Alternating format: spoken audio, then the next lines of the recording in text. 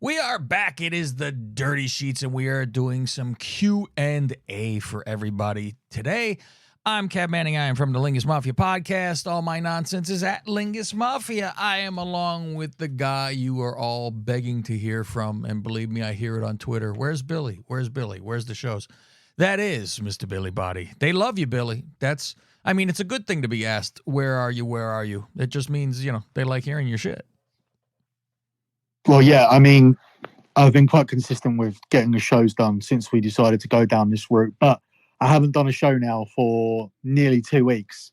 I didn't do Raw this Monday, didn't do the Raw the week before or the SmackDown the week before.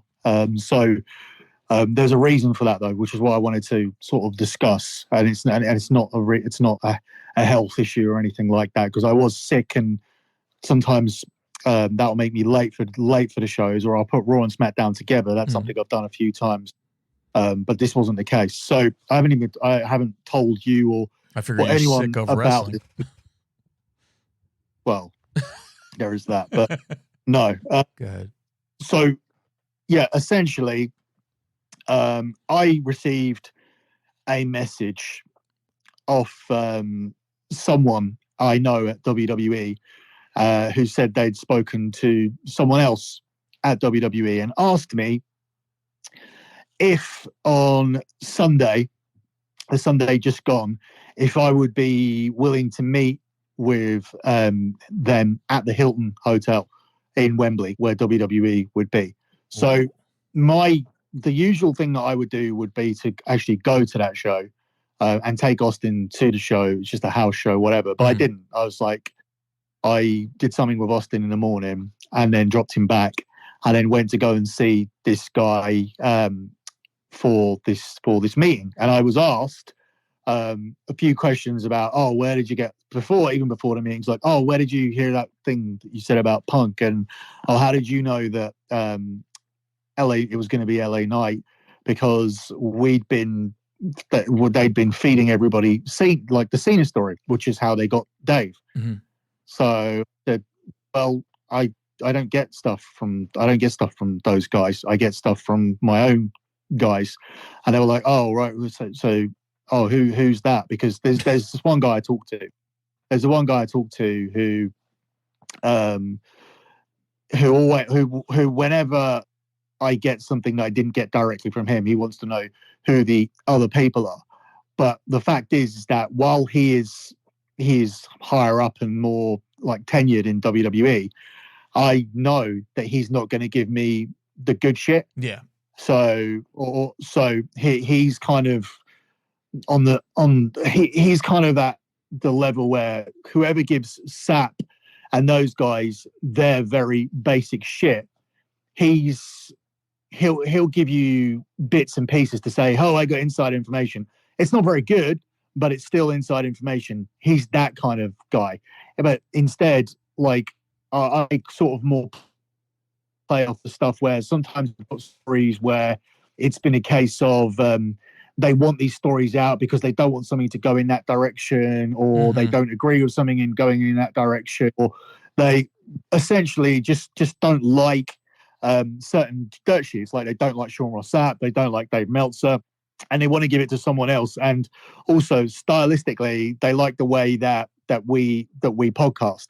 So when people turn around, very often Conan and Disco would say things like, if you just didn't say this, or if you just didn't do that, or if you just didn't attack people, it's like, well, the people that give me news like the way that I attack people because they don't like the people I attack. Mm-hmm. So they're entertained by my podcast, and therefore give me news. They give me more oxygen to breathe, because they give the thing that keeps me alive is the fact that I can not be woke and I can basically insult everybody, but people will still come around and give me that old sentence of, he's a prick, but his news is right. No, I'm not a prick. I'm just right about everything. When I'm a prick, I'm right, and when I do news, I'm right. So I'm just right consistently about everything, because I only attack the manipulative shitbags who are just putting out fake personalities in order to get as far as they possibly can.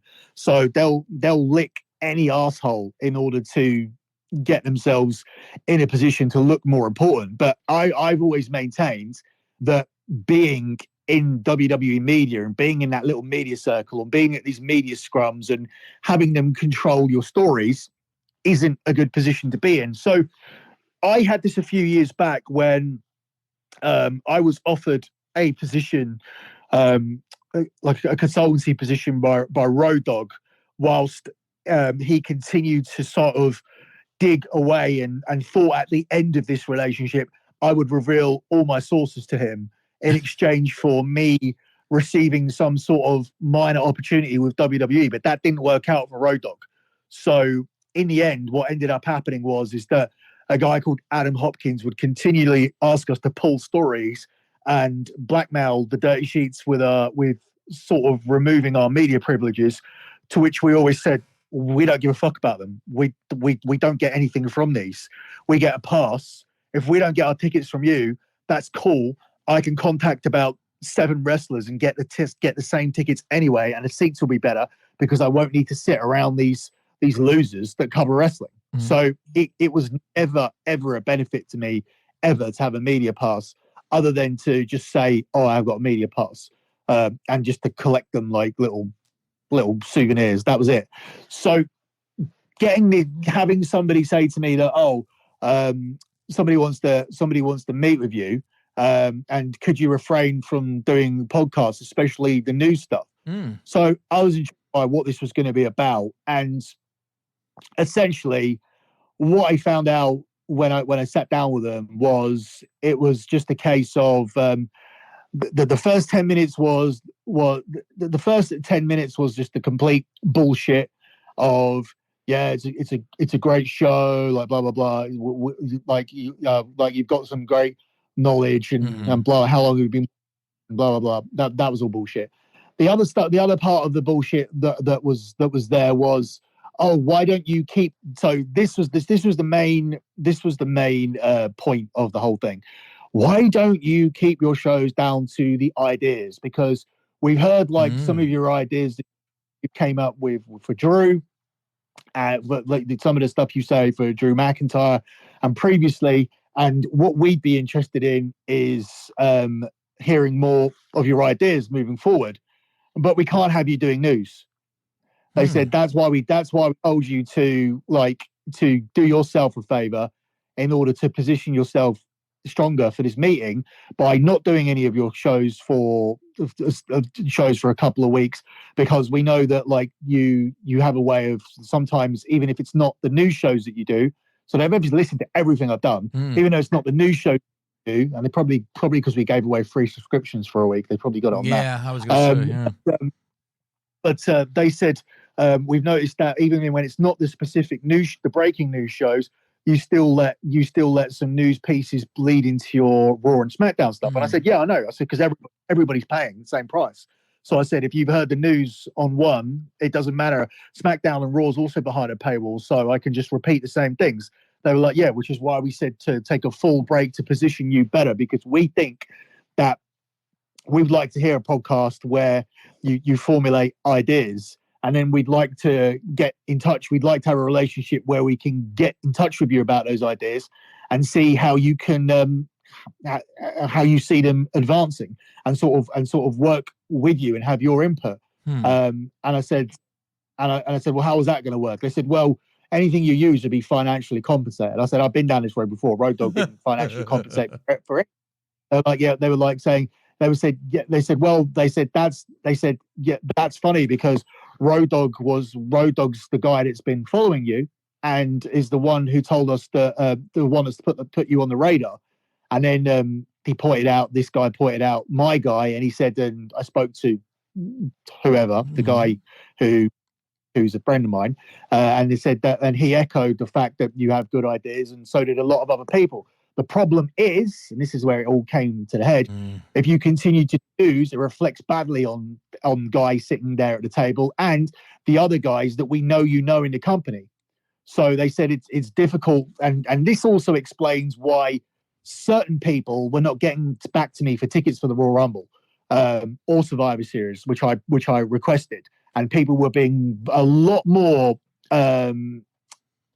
sort of guarded about it when I asked for them, even though Rumble was right by Austin's birthday. And now I think putting the picture together, this is what I've come up with. We don't like the news he's got. We don't know where he's getting it from. We want to know where he's getting it from. We want it to stop. We're now going to quiz the people that we know he knows in the company to see if it's coming from them. Wow. They are now on edge because they know it's known that they talk to me, but they're also not the people guilty of giving me news. They've decided to give me thinking that I'm like Sap and all these other people by giving me some sort of carrot to stop doing news with some promise that they'll actually start liaising with me for ideas with no guarantee of what the pay for that would be.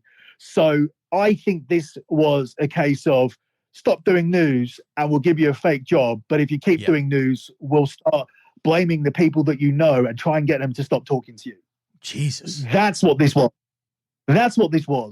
And that is why I didn't do any shows for 2 weeks. I will start doing shows. That's why I will start shows again now. It's very fucking bizarre because it didn't make sense when you were telling me about just now saying, well, put your ideas out there and what we use will pay you for. And it's like, but no. What we'd like a relationship where we'd like you to concentrate on your ideas, and if there's something we'll reach out to you and see how we can put our heads together to see how we can progress that. Yeah, but then they can just steal it because it's out there and go, well, I came up with it. Doesn't mean I heard it from you. I came up with this. There's no, it's like, what the fuck? That's why I think they were very much on about like consulting me with how to progress with it. But this all comes from, we want you to, they want to shape the podcast to an idea show where there is no news on it. Otherwise they essentially say we can't work with you.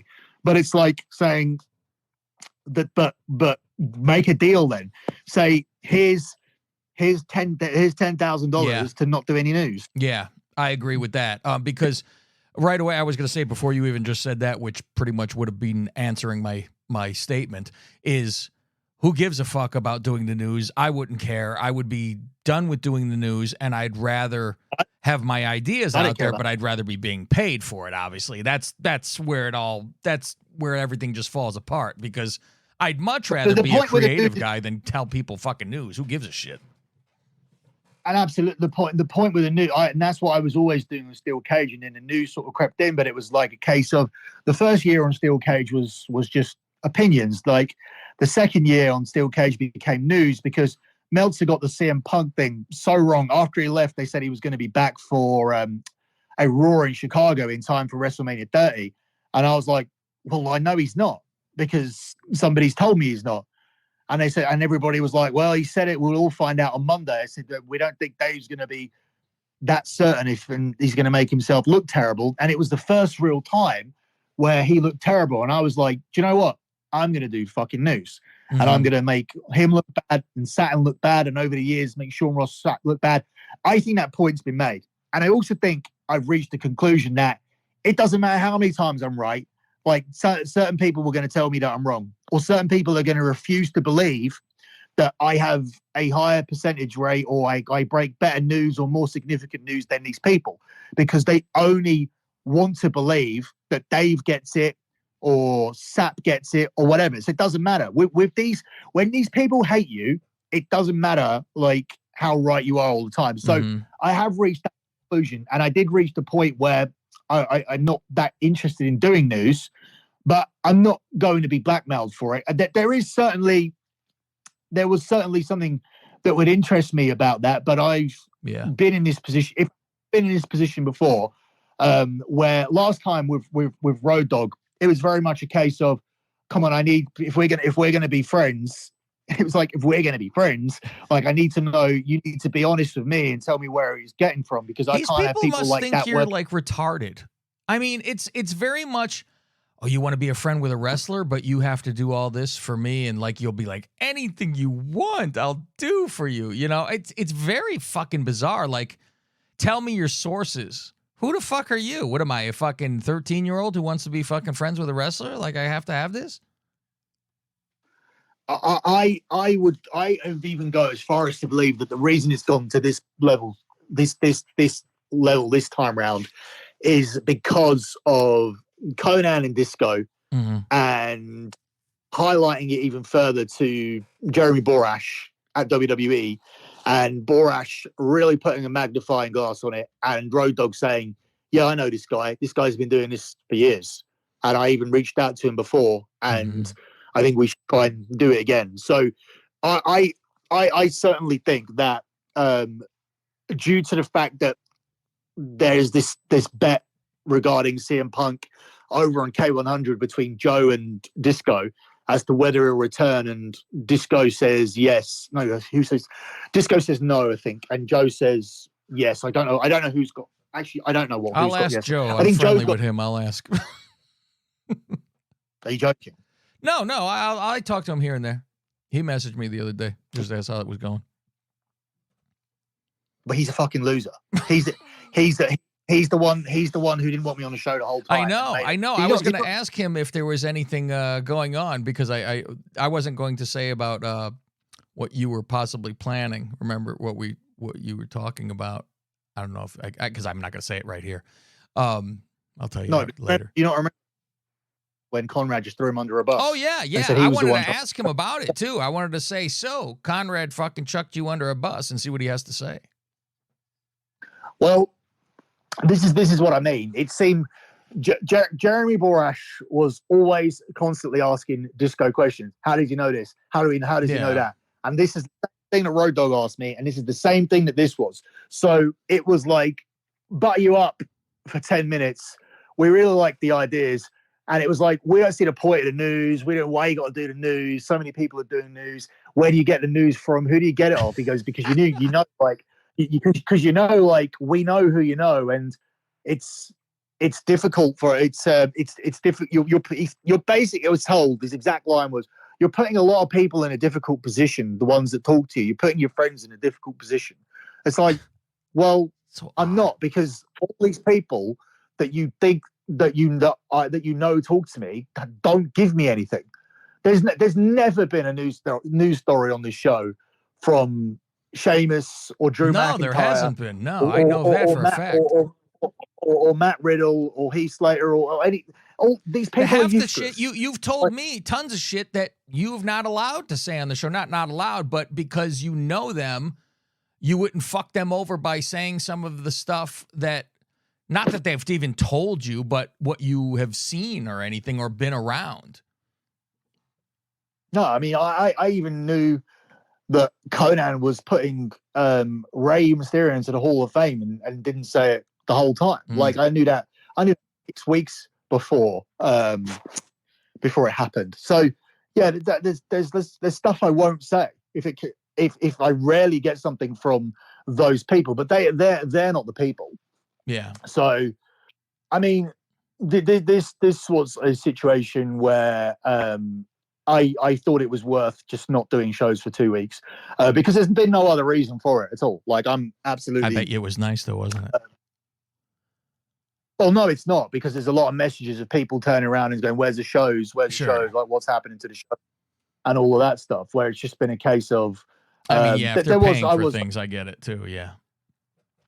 I mean, they fucking missed a week of shows, so I mean, yeah, it's not a huge amount. And in between that, they were chucked in the Wrestling Informer, which I think is the show that did it, to be honest, because that's the message came very quickly after that. That's the last show on the feed, and that was the catalyst of the because it was very much a case. So it wasn't so much the Punk stuff, although that there was a lot of questions about it.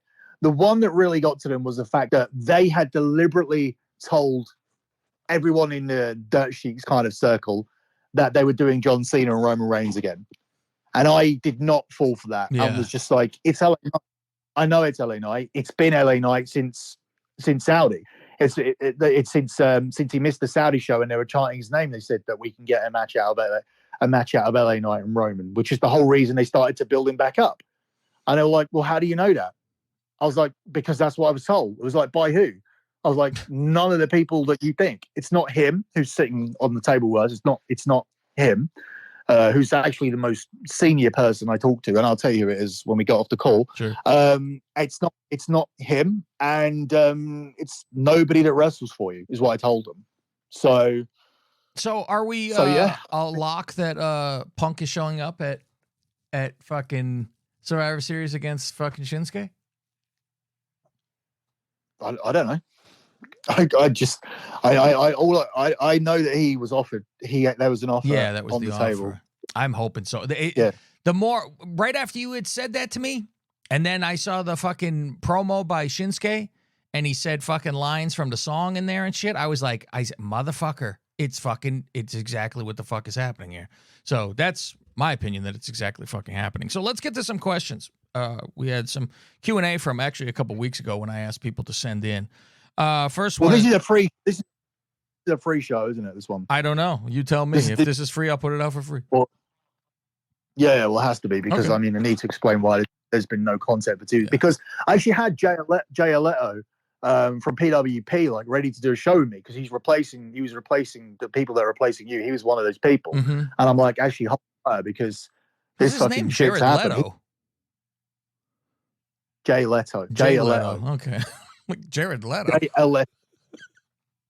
Leto. Jay Leto. Holy Christ. So this one's from Cav Manning 9 on Twitter. Is Drew going to AEW?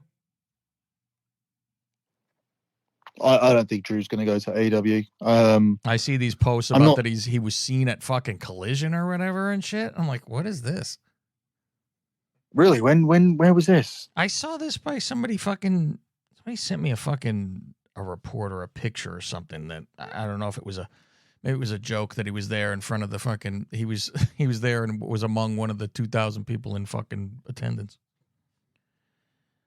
But maybe it's something you ask him. Ask if he ever went to one of the shows, because if he was spotted at Collision, that's very fucking odd.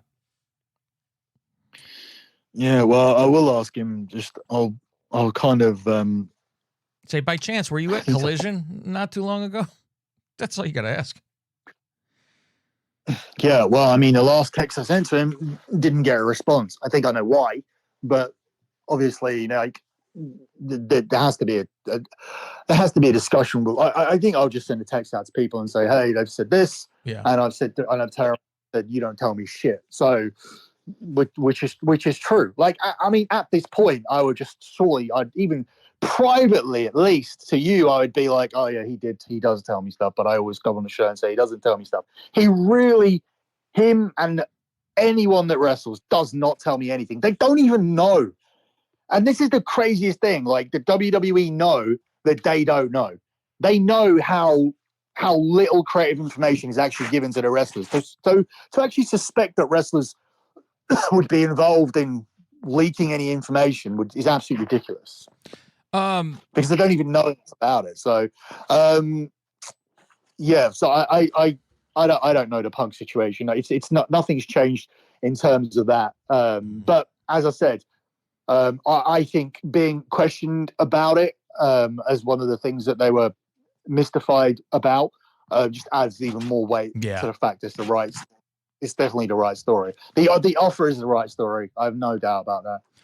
Jonesy Chats Wrestling, he asked, the other part, a part of it was about Punk too, but do you see MJF going? It was your opinion that you think he'll stay, and that's not knowing anything. It's just your opinion, right? All right, go ahead. Yeah, what's the question? Oh, you didn't hear the question. Okay. No wonder. I'm like, where are you? Are you of the opinion still that MJF is still staying in AEW, or that he had already had a contract and this is like undercover? Yeah, I know he got an extension. As I think they altered the contract so that he would be paid more for the last period of the contract. But I think that they're going to edge towards re-signing it. There is no interest from WWE, at least nowhere near to the level of what MJF's being paid at the moment, and there is no guarantee of a prominent position on the card either. So he'd be coming at his own risk to try and win them over. Mm-hmm. And yeah, I mean, he has supporters in terms of, I mean, this is the thing. The people that Cody Rhodes supports the most in Jade and Ricky Starks, Jade is there and Ricky Starks is definitely coming in. So the only one left would be MJF. But I think that's going to be a bridge too far because Ricky Starks is $400,000 a year contract or whatever is easy to match. Jade Cargill coming in at I don't know what she's coming in at. I think it's $750,000. Jade Cargill coming in at $750 when WWE see her as a massive star, potential star. That's an easy one to match. Paying MJF the $3 or $4 million that he's going to get on his next deal when you're not really interested in him because of his size and whatnot, and because you're not sure whether he can function within a PG model like that's not going to happen. MJF is going to have to come in, take a significant pay cut, and then prove that everything he does works with a WWE audience. And that's now even harder with the partnership with TKO, where they're looking to start a program where they try to convert more failed athletes from college football and MMA and try to turn them into WWE stars. So that's more the route that the new company want to go, that the new sort of combined company want to go down, because they want to move away from this indie look and getting their wrestlers from the independents. So MJF would absolutely not fit the bill. Yeah, I think I'm hoping he goes over there. I can't imagine even if he would want to stay in AEW with the fucking, I mean, big fish, small pond, but shit, you're wrestling in front of fucking nobody. I mean, you see when Edge comes out, he doesn't even look the direction of the fucking empty arena. He runs to one side of the stage and doesn't even run to the other. It's fucking wild. He like ignores it. The Game have sent a question, and he says, will Billy be attending the Royal Rumble in Tampa since he loves visiting Florida? Yeah, you know that already. Yes, but this is a question for people. Yeah. Billy will be there. Yes, these are the questions. Yeah, I'll be there. It's my son's birthday, so this is one of the things. Like, I was mystified as to why I was not getting my tickets sorted out, or why there was a lack of response to it. I mean, just a yes or no would have been fine, but yeah, I think everything's clearer after Sunday. So yeah, you should say where you're going to be at, so people could come say hi. What, at Royal Rumble? Yeah, like when you get close to the time, you should say like that you'll be in a certain area if some people want to come say hi to you, like before the show starts or something. You don't get to give your seat number or something. Yeah, I'm not. See, the people that say hi is fine, and I'm more interested in these people that hate and want to actually throw down. Like, where are they? Because they never seem to show up. I can imagine. I mean, most people are always, telephone tough guy type of things, but I would assume one person out of the entire group is not and would actually fucking try to fight. You would expect at least one out of fucking 100, right? But never happened. I know. Like I said, they'll talk shit and then they'll come up and ask for a fucking picture with you. Mike. Yeah, I've never had anything but like the respect and photos and keep being told that they're fans and whatnot. It's all bullshit. Mike Garcia asks, why do the guys at K100 keep talking about him after they said he will no longer be mentioned? You want me to answer that, or do you want to answer that? Because if it's rhetorical, because there's no answer, is there? I guess there's no answer. I would assume it's your opinion about why. I have opinion about why. I'll give mine first then. Go on. My opinion is that people write in. It's interesting to talk about. I think people want to still hear. I think people like radio fights. and I think people like shit talking. Billy was a character on the show for a while, and people want to get into the weeds about what the fuck happened, how it happened, and it's fun to hear when people talk shit. So I think, and I don't think you would be mentioned if they didn't read the emails.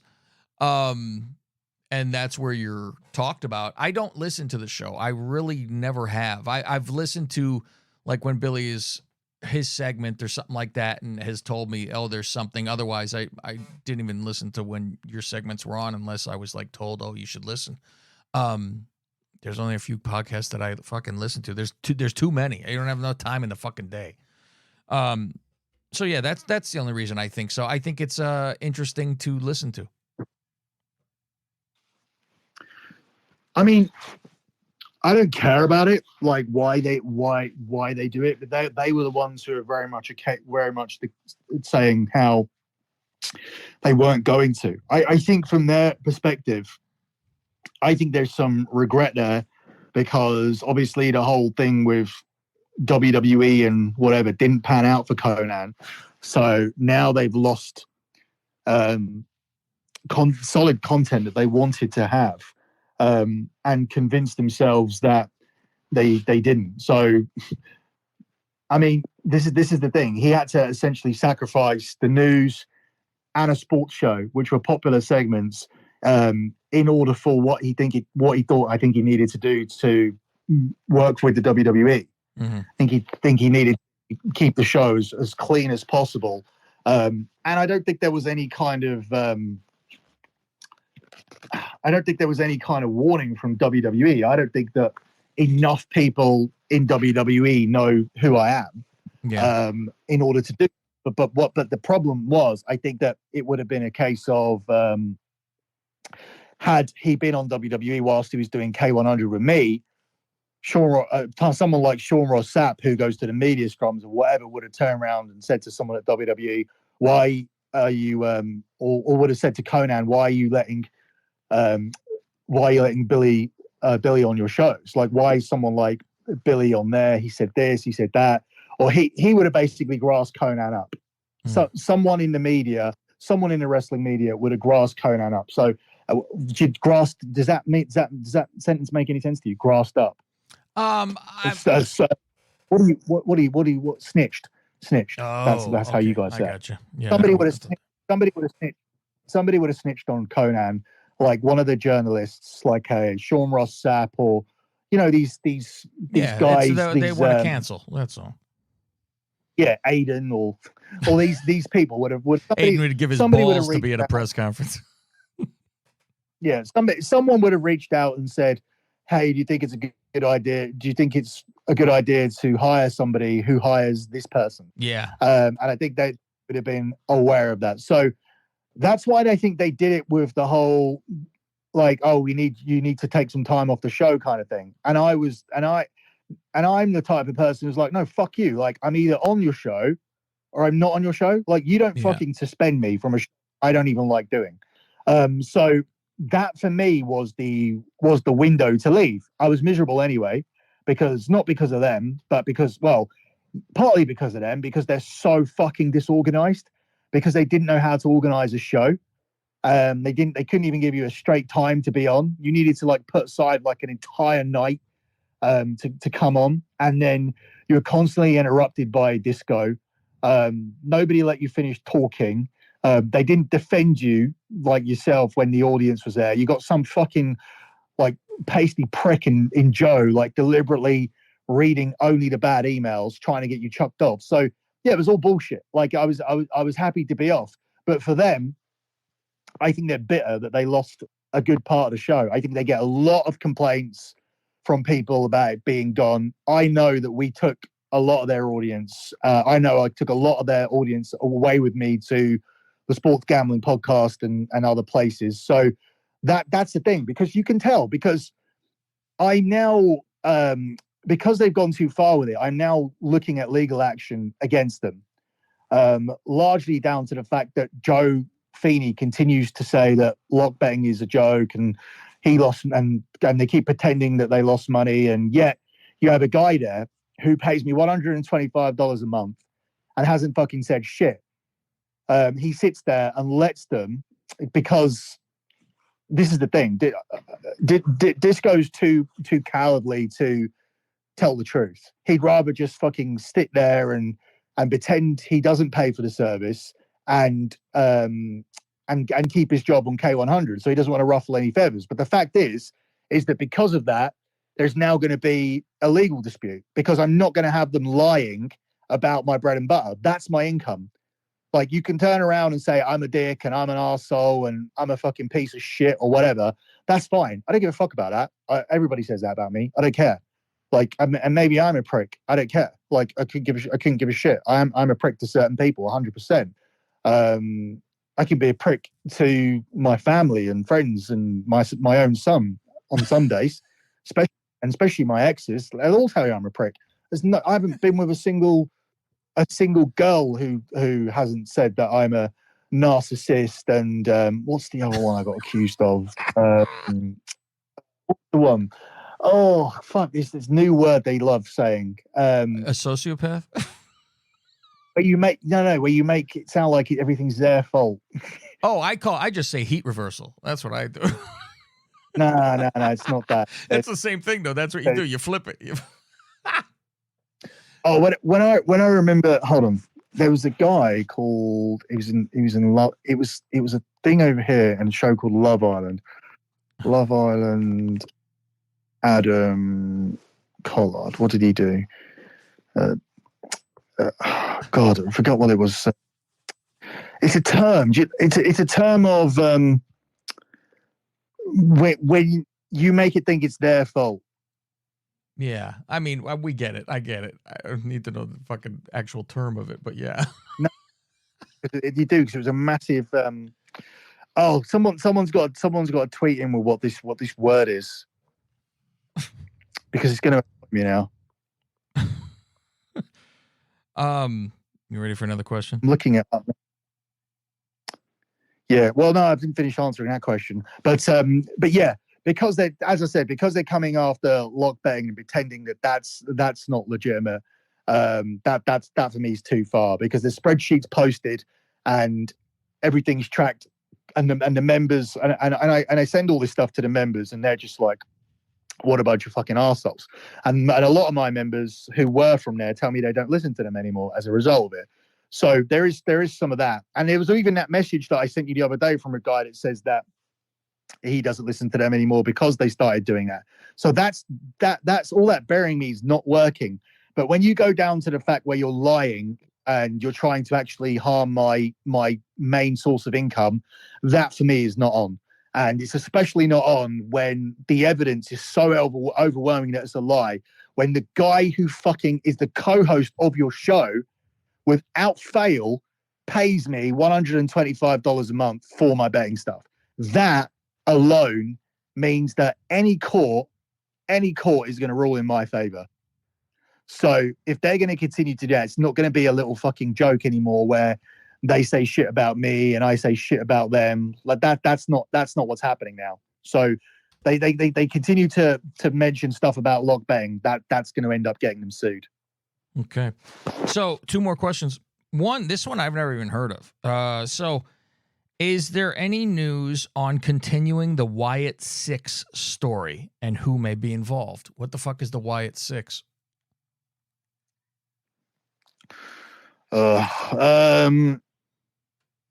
The Wyatt 6 was supposed to be what Bray Wyatt was supposed to do with a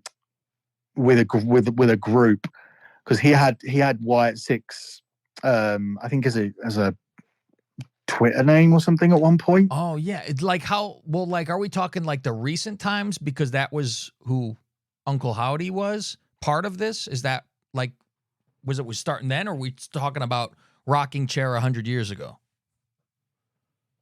I would assume it was more. I'm not sure. A now thing that when he was coming.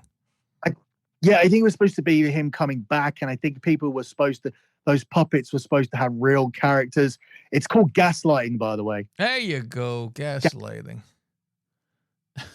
Yo, you heard it. I've heard of gaslighting. It's more like it's almost like a triggering, I would think. Like just Yeah, it's some triggering someone, bullshit yeah, setting them on fire. that women have come up with in the last few years.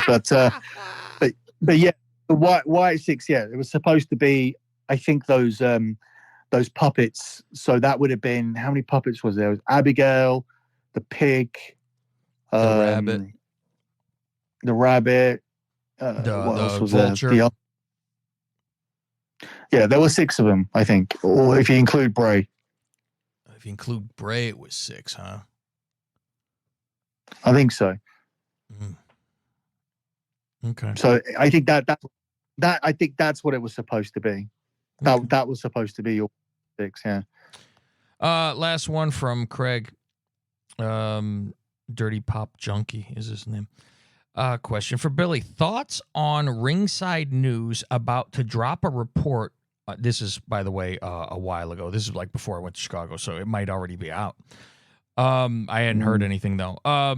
About Ringside News about to drop a report on Sean Ross Sapp dropping into girls' DMs if he keeps stealing their content. Well, that hasn't happened yet, but it was a case of him lifting their Punk coverage, which I actually messaged Steve and said to Steve's the guy that runs Ringside News. I said to Steve, I don't think your coverage is completely right, because they were going very heavy on there being no interest on Punk. And I said there's not no interest, because that's what they're all doing. Dave's very much with the no interest. And when I see what they give to Dave, when Dave's like, I've reached out and I've been told there's zero interest, I'm more convinced than ever that there is interest, because he's